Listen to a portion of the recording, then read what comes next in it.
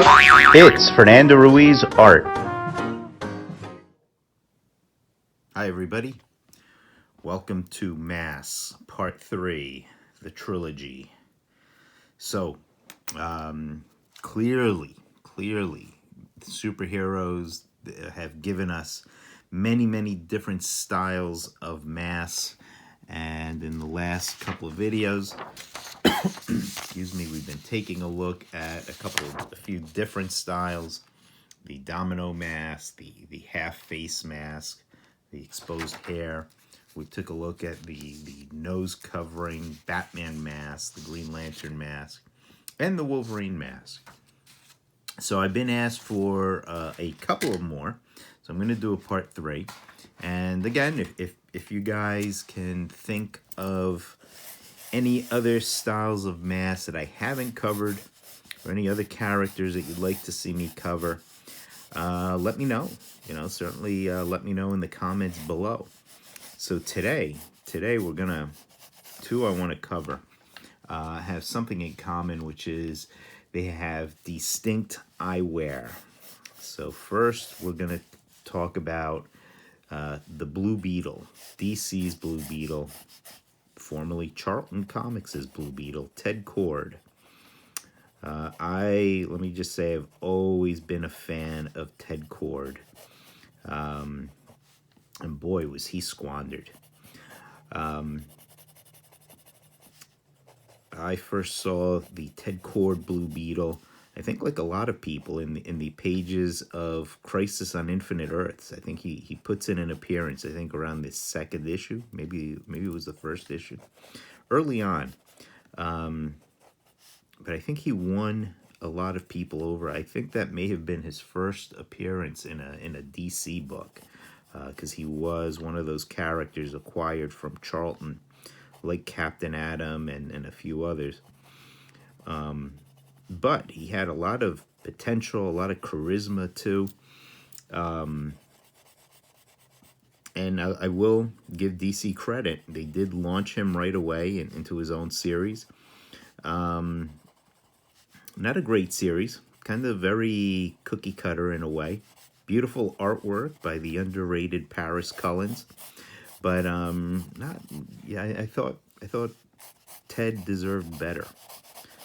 So here I am drawing, as I've been doing with the other mask lessons. I draw the head without the mask first, and in this case, believe it or not, a good amount of Ted Kord's face is visible through his mask. His mask doesn't really hide a lot. And it's those goggles which make his mask kind of distinct. And we'll talk about that. Now the goggles, and I've seen the goggles kind of done a couple of different ways. I'm a bigger fan of the more elliptical goggles rather than the perfectly round goggles some people give him. And basically these goggles just go over his eyes, kind of like big giant eyeglasses. There's this black strip between them. And then his mask just comes down, and he does have a black lining that comes down like so. And I could give him a little bit of a highlight in that, just to make it a little shinier. Square off his jaw. Blue Beetle, he does cover his ears. We don't see his ears. And coming off of the mask are the sort of Beetle-esque kind of points.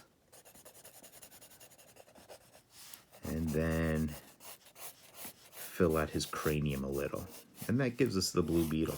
Really, there isn't a whole lot to him, but I've always loved his design, and I do think he deserved better.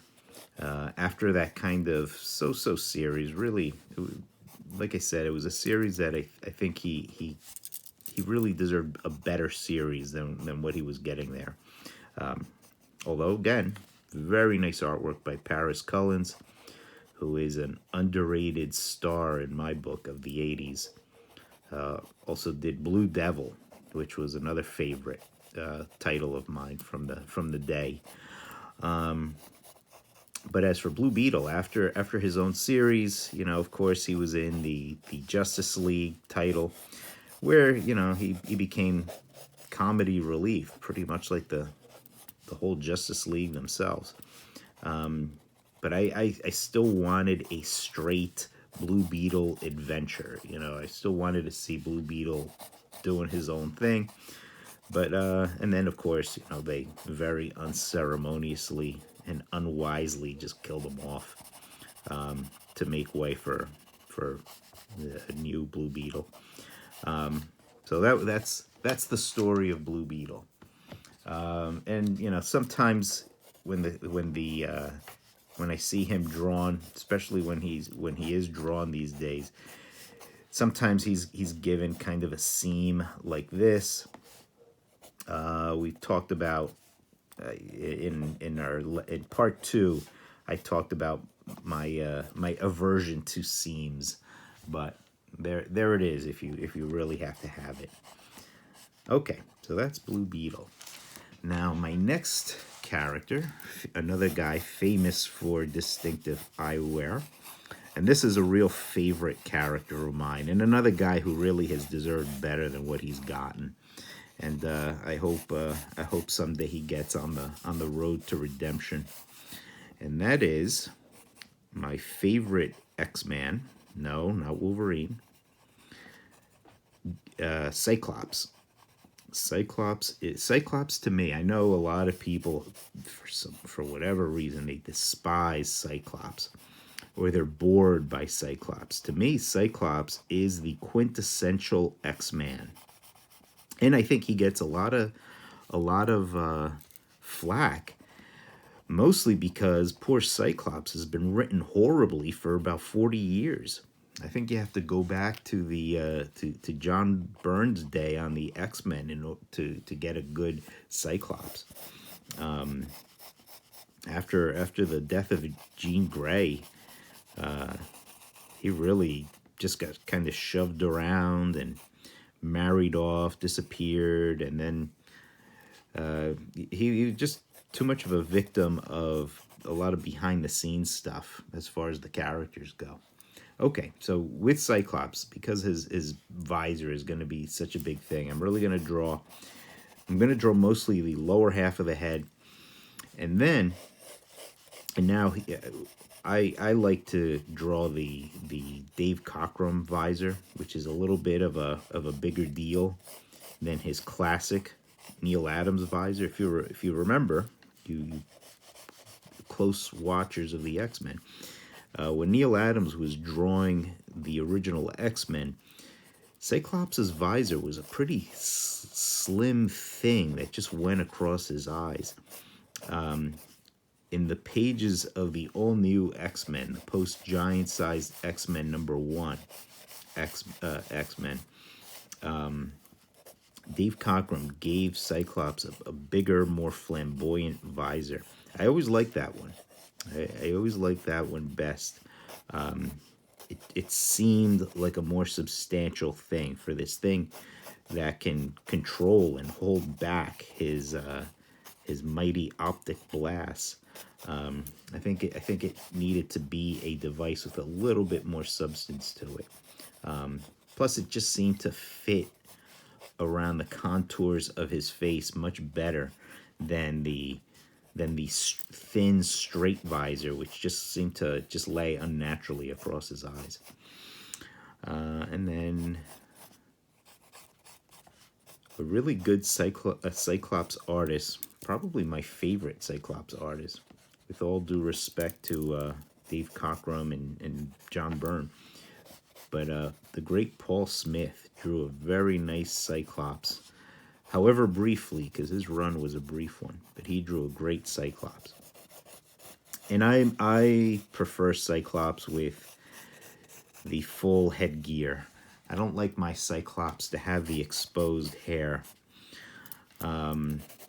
It just seems too flashy for the character, And that's something people have to get, to accept about the characters. Whenever I hear things like, well, he's boring. Well, yeah, that's part of his personality, is that he's kind of he isn't a flashy guy. He's not the Wolverine of the X-Men. He's the leader of the X-Men. So there is my Cyclops. Now one more in our Mask trilogy here, and this is a big guy. This is a big character, and I've drawn him before, but I've never really gone into his mask. And his mask is going to be a fairly simple deal, believe it or not. And we're talking about Spider-Man, one of my favorites from way back. Oh, and poor Spidey, he gets so maligned. I have some issues of Spider-Man slated for my reviews, so keep an eye out for those. Now, one of the things about Spidey, and yes, I'm still doing reviews, so if you enjoyed the reviews, and people seem to like those, if you enjoyed them, hang in there. And, stay tuned. More reviews are coming. I've got a few. And if there's stuff you want me to review, as always, let me know in the comments below. Spidey's eyes are an issue of debate. You always see some people really like those big Todd McFarlane-ish eyes. I am not a fan of those. I always like the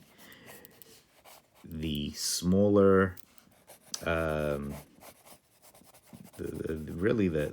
John Romita eyes. John Romita drew the best Spider-Man face mask for me, and I know I know Steve Ditko created them, but really John Romita cleaned them up. And his Spider-Man became the Spider-Man that I would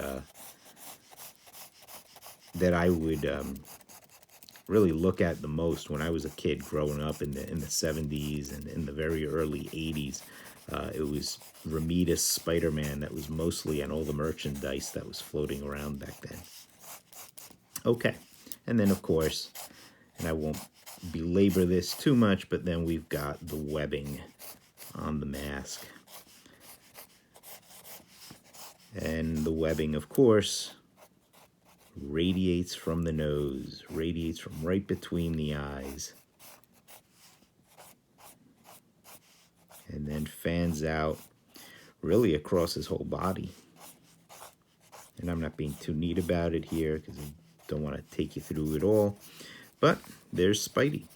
Really, Spidey is just an ellipse. He really kind of defies anatomy.